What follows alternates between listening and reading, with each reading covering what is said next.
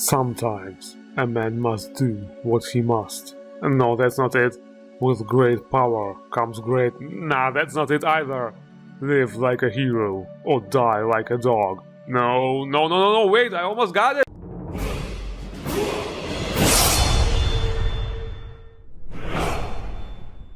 So I decided it's time for a change of scenery and switched over to RubyEMV by Crass.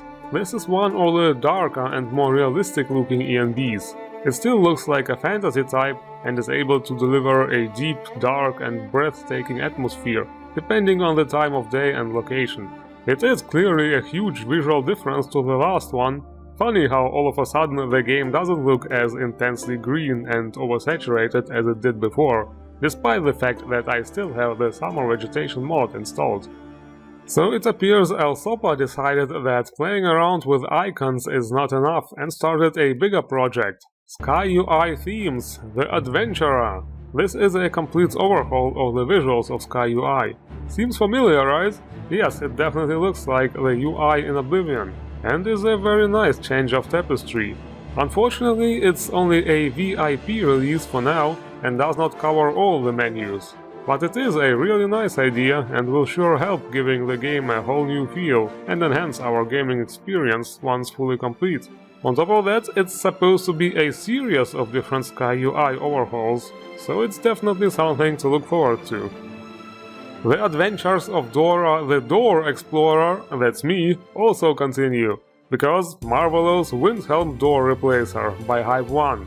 Another chapter in the history of the Great Door evolution. Still, however, only 2K and 4K options for this one again, so it's also a bit like backwards evolution, also called degeneration.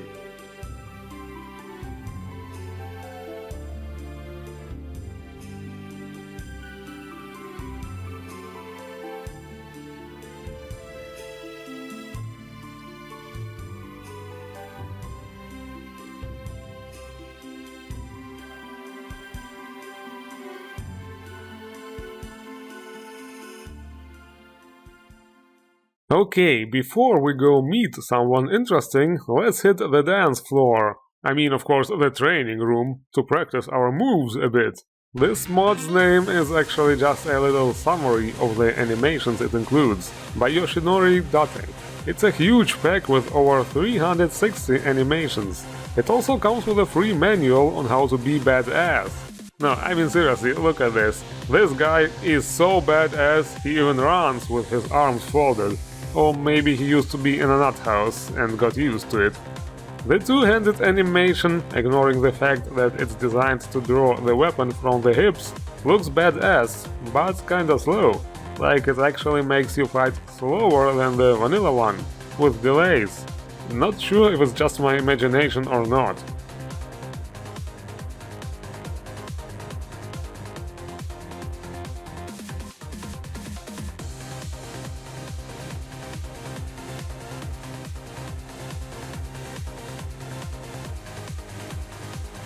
The one-handed and dual-wield animations are actually the best weapon-based ones.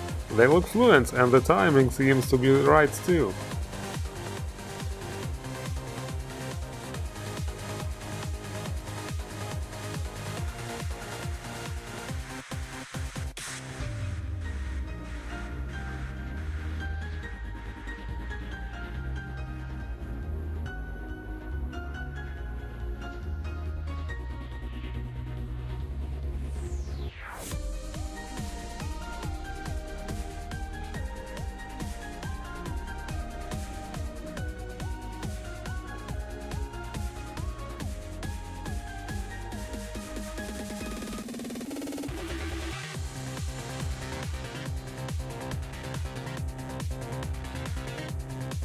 The badassness, however, truly escalates when it comes to the magic and unarmed animations. With the magic, it's really like, what's up bitches, I'm shooting fireballs and stuff, pew pew, you dead.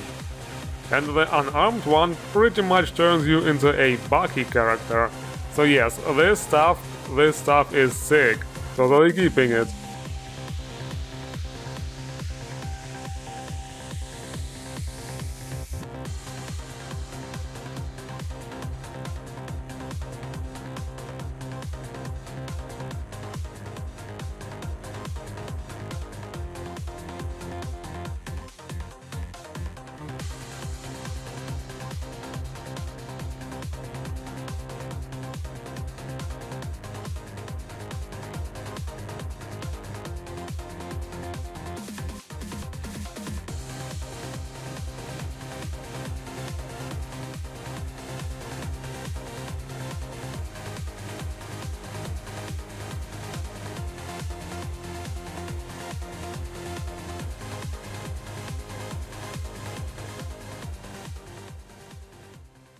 Alright, so the person I was talking about is actually Lerabones Loki, God of Mischief, by Lerabones and MofuMofu 1974.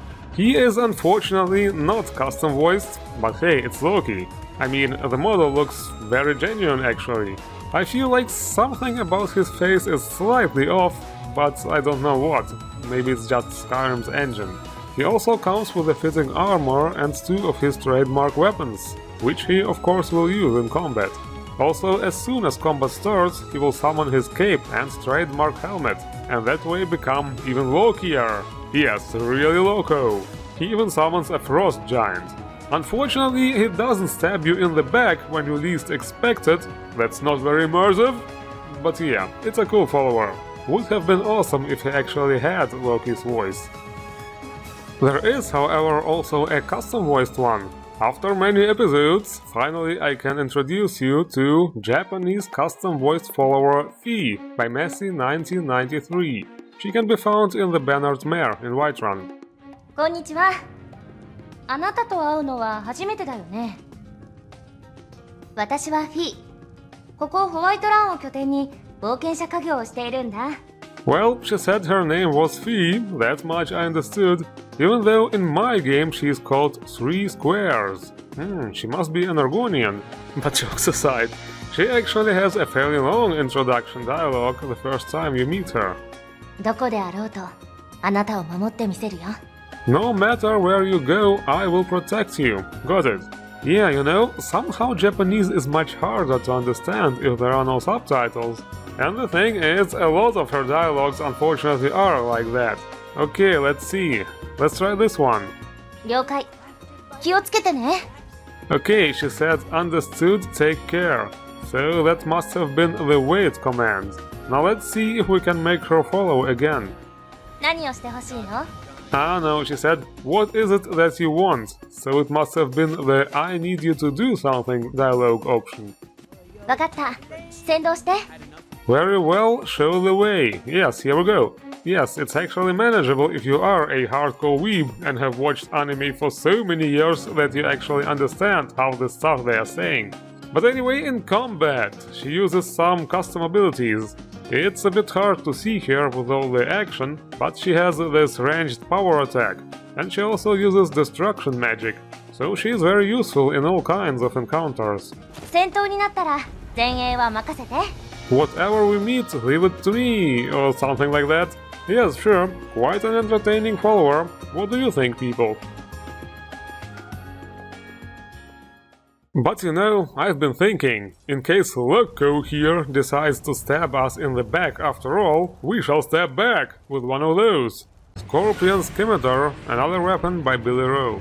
Well, it's a remake of an old one actually. But first things first, fingerprints on the blade. Dude! Never touch the blade, that's not cool. Other than that, it's a fancy looking scimitar, a two-handed, curved by the way sword, with a scabbard thing, sort of. Nice weapon. The next weapon is Sekiro Mortal Blades by Revenge96. Yeah, Sekiro, great game. I have only scratched it so far, but it seemed really cool. Gotta get back to it sometime soon. So, needless to say, it's a very cool looking katana. This style fits really well to our badass new form too. But it's also not just for looks. It also has some badass Sekiro inspired abilities. You will get them automatically when you equip it. It has an extended reach, absorbs life, and also has this really cool animated visual enchantment. And sorry my companion fellas, don't worry, I'm gonna use my godly powers and load a save game later.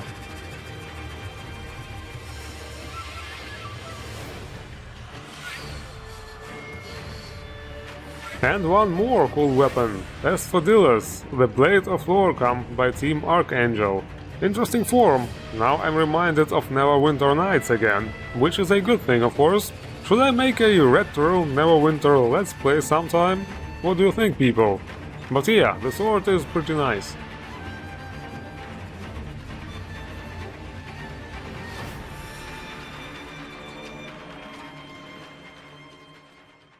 As for the armors, let's get some generic pretty face again to help us display. How about this one? Miko Follower by Erlanga11, found in the Sleeping Giant Inn. As I said, just another generic, voiceless. Is it just me, or does she look way too real? I mean, like she might be some Twitch thought or something. Nah, I'm just kidding. It's on the mod page, she had those glasses, that's why. So anyway, the armors, right? UUNP Dragonborn Armory Replacer by BDOR.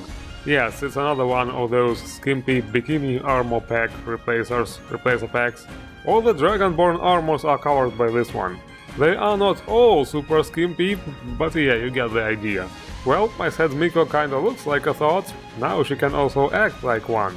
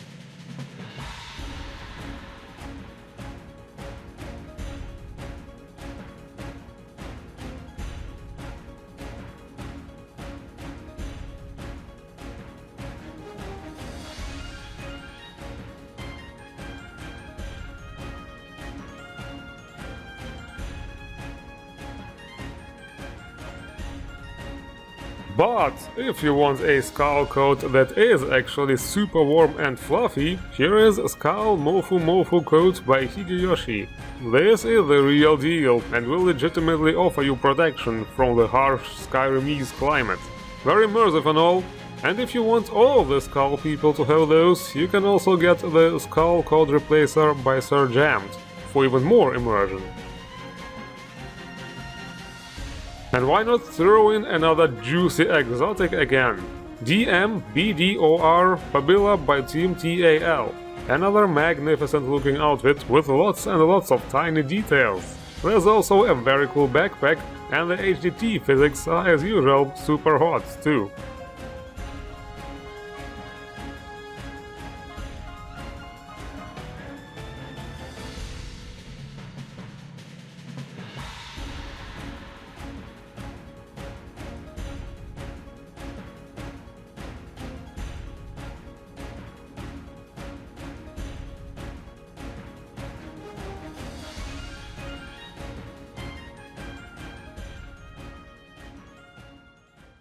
Okay, now that we are geared, we are going to explore a little bit again. First of all, there's a pretty cool player home, Sea Dragon by Thay S, located north of the Solitude Docks. Yes, there are some dragon skulls, it's not just a name, and oh my god, they killed a Horker. I wonder if that's a bug or... never mind. On the inside, this ship is actually really big.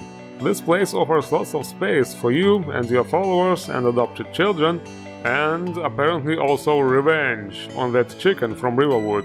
The tables have turned, motherfucker! Didn't expect that, huh? But yeah, it's a rather simple player home, but a really cool one.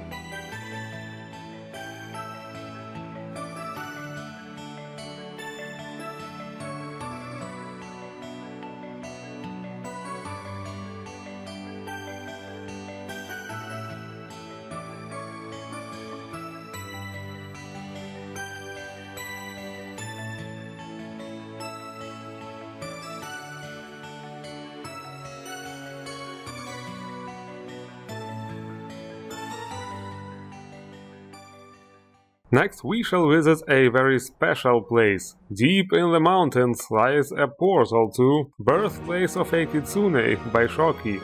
Now if you are wondering what Kitsune means, it's actually just Japanese for fox, but it is also associated with fox spirits in Japanese mythology, and also foxes with several tails. Yes, like from Naruto. It is not clear who built this magnificent place, although I do have a hunch. But what is definitely certain is that this place is of incomparable beauty. I have never seen anything quite like it, as they say. There is nothing special in here, it's just for screenshots and chill, but as I said, it's a very special place. And this is it for this episode. The links to all mods are, as always, in the description below. Don't forget to endorse the mods you like. And if you like foxes, hit the like button and subscribe for more best new Skyrim mods. I thank you all for watching and see you around.